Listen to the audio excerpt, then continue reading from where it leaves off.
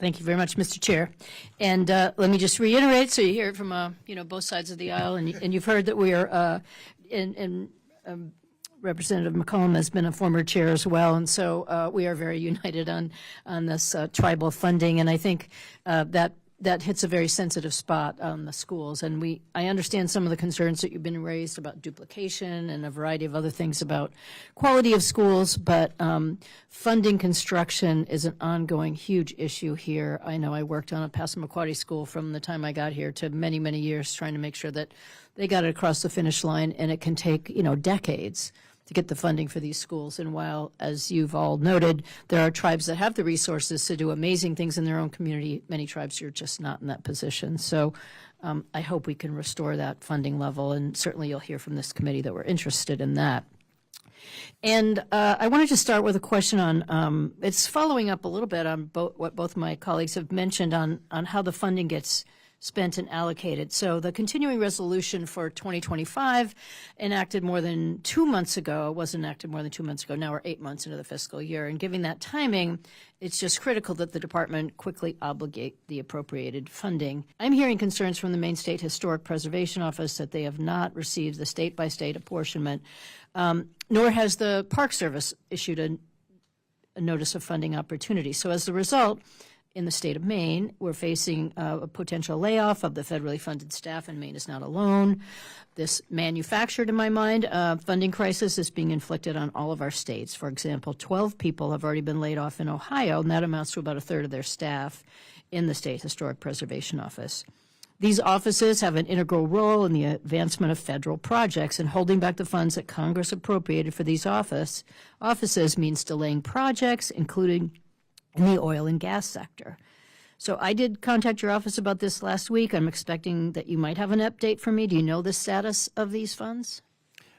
We're waiting on the apportionment to come, but we're pushing hard on trying to get this out because it's, as you say, we have every incentive. Our incentives are in line with yours to get these dollars out the door.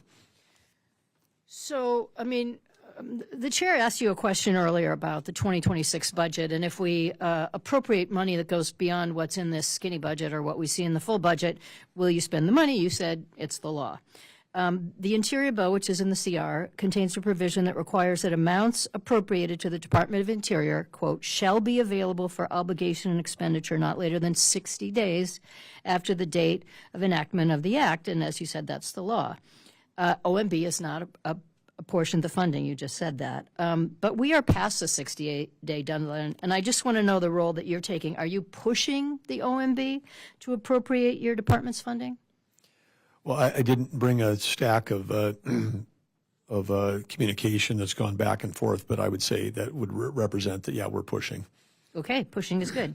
So just from my perspective, if you don't get this funding, then that is impoundment.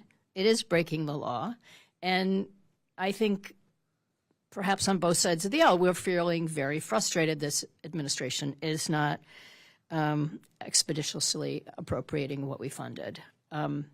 I guess I would just have to say, and I mentioned to you earlier, there's a lot of frustration here, and Congress has the power of the purse. We meet in this committee, and we do an incredible amount of work, negotiating back and forth on both sides of the aisle to arrive at these numbers and to figure out what should be done. And to have this administration just wantonly disregard what we have done and to worry about having to do that in the next 2026 budget, I would ask, why do committees meet? Why do we do the work that we're doing if, in fact, we can't count on the OMB to do what is being done? And I know there are layers here. And I really appreciate saying that you've got a stack of communications because I fully believe you're doing that, and I know you have a lot of executive experience. So I am just encouraging you to put full force of pressure on it, to not break the law, and to do what's required to do. Thank you.